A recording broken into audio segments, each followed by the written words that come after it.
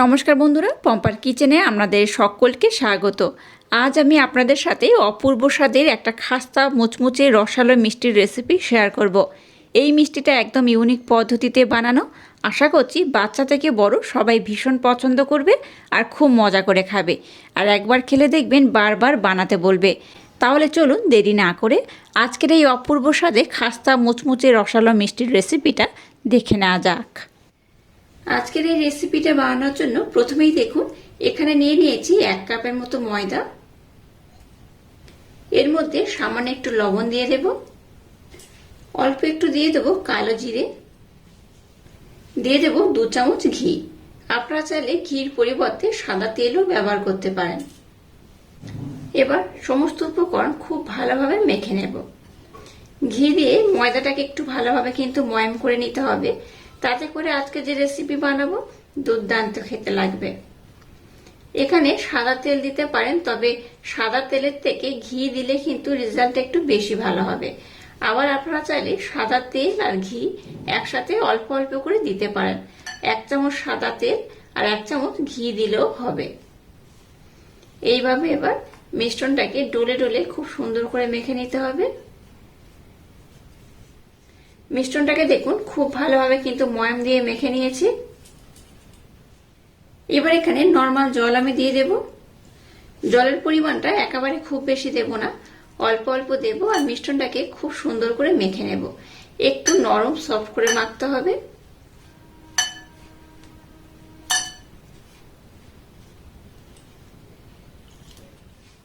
মিশ্রণটাকে দেখুন আমি কিন্তু খুব সুন্দর মোলায়েম সফট করে মেখে নিয়েছি।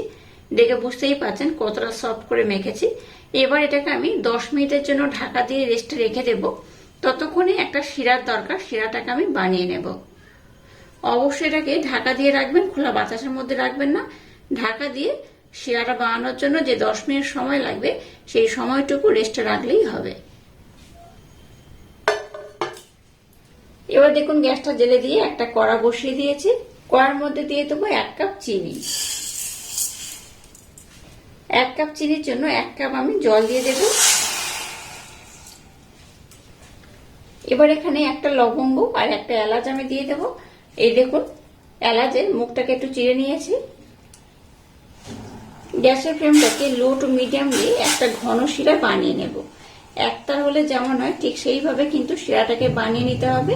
শিরাটাকে খুব পাতলা করে বানানো যাবে না, একটু ঘন করে বানিয়ে নিতে হবে। গ্যাসের ফ্লেমটাকে লো টু মিডিয়াম দিয়ে একটা শিরা বানিয়ে নিয়েছি। আর শিরাটা দেখেই বুঝতে পারছেন একটু ঘন করেই বানিয়েছি। আমি তাও দেখিয়ে দিচ্ছি, দেখুন এই দেখুন একটা সৃষ্টি হবে, সেইভাবে কিন্তু শিরাটাকে বানাতে হবে।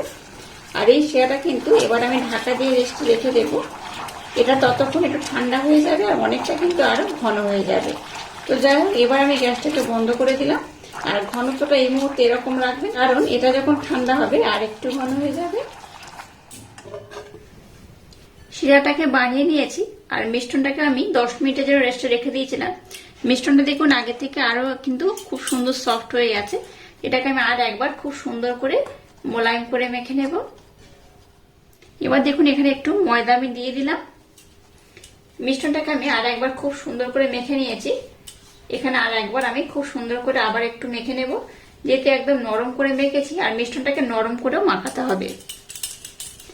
একটু ময়দা এইভাবে নিয়ে নিয়েছি। এবার এটাকে আমি এইভাবে 2 টুকরো করে নিয়েছি। এবার দেখুন একটা মিশ্রণ আমি নিয়ে নিয়েছি আর এইভাবে কিন্তু গোল করে একটু নিয়ে নিয়েছি আর একটু ময়দা এইভাবে নিয়ে নিয়েছি। এবার এটাকে আমি বেলে নেব।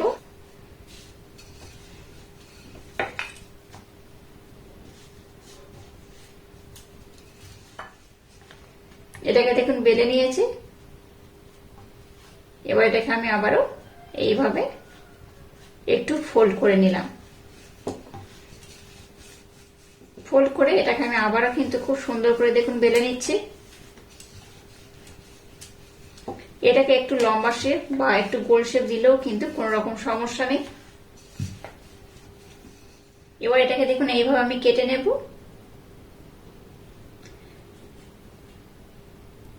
এইভাবে একটা দেখুন আমি কাটার নিয়ে নিয়েছি।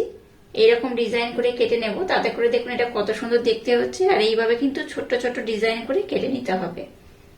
এটা দেখতে যেমন সুন্দর লাগছে, এটা কিন্তু খেতেও কিন্তু খুব সুন্দর হয়। এইভাবে যতগুলো হবে ঠিক ততগুলো আমি একটা ডিজাইন করে কেটে নেব।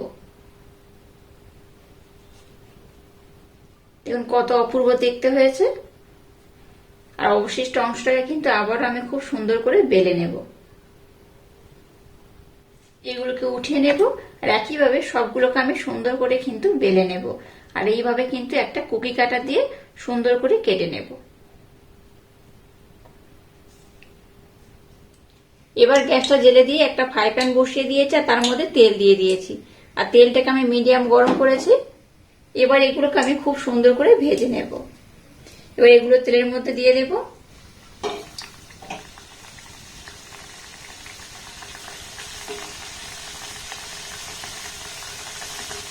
সবগুলো একই সাথে দেব না, অল্প অল্প দিয়ে ভেজে নেব। আর দেখুন এগুলো কতটা ফুলে যাচ্ছে, এই দেখুন এইভাবে কিন্তু সুন্দর হয়ে ফুলে যাবে। গ্যাসের ফ্লেমটাকে এই পর্যায়ে একদম লো রাখবেন। লো রেখে এটাকে কিন্তু খুব সুন্দর করে ভেজে নিতে হবে। এইভাবে উল্টে পাল্টে আমি একটু হালকা লাল লাল করে ভেজে নেব। আজকে যে রেসিপিটা বানাচ্ছি এটা দেখতে যেমন সুন্দর হয়, খেতে কিন্তু তেমনই অপূর্ব অসাধারণ। এইভাবে একবার বানিয়ে খেলে আপনাদের বারবার বানাতে ইচ্ছে হবে। আর দেখুন কত ফুলে গেছে, আর কত ছোট ছোট করে বানিয়েছিলাম আর কতটা ফুলে গেছে, এই দেখুন কত সুন্দর হয়েছে।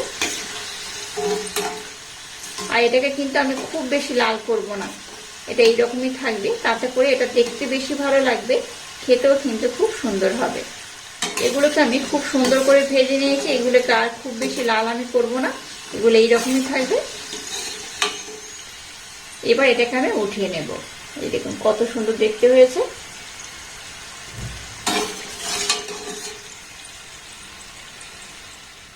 একইভাবে সবগুলোকে আমি সুন্দর করে ভেজে নেব।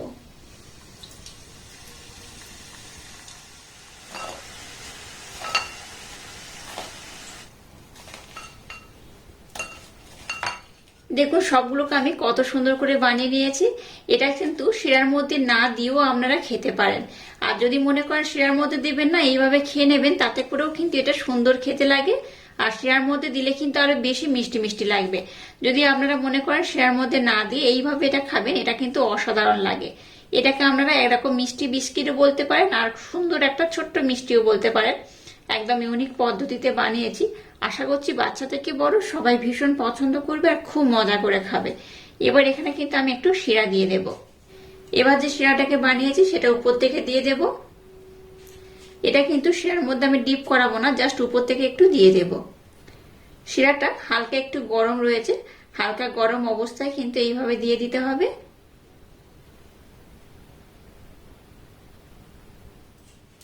এই শিরার মধ্যে দিয়ে 5 থেকে 10 মিনিটের জন্য রেখে দেবেন, তাতে করে কিন্তু এটা খুব সুন্দর হয়ে যাবে। আর এটাকে কিন্তু একদম নরম করে খেতে যাবেন না, তাতে করে খুব একটা ভালো লাগবে না। শিরার মধ্যে দিয়ে এইভাবেই খেয়ে নেবেন। শিরার মধ্যে দেওয়ার পর 5 মিনিটের জন্য রেখে দেবেন, তাতে করে এটা কিন্তু খুব সুন্দর দেখতে হবে, খেতেও বেশি ভালো লাগবে। আর এটা এতটাই সুন্দর দেখতে, বাচ্চা থেকে বড় যেই খাবে সেই কিন্তু এর প্রেমে পড়ে যাবে। আর আজকের এই অপূর্ব স্বাদে ইউনিক পদ্ধতিতে বানানো এই ছোট্ট ছোট্ট মিষ্টির রেসিপিটা যদি আপনাদের ভালো লাগে, তাহলে চ্যানেলটাকে লাইক, শেয়ার, কমেন্ট এবং সাবস্ক্রাইব করবেন। আর পাশে থাকা বেল আইকনটা প্রেস করে দেবেন। তাহলে টাটা, আবার দেখা হচ্ছে নতুন কোনো রেসিপি নিয়ে।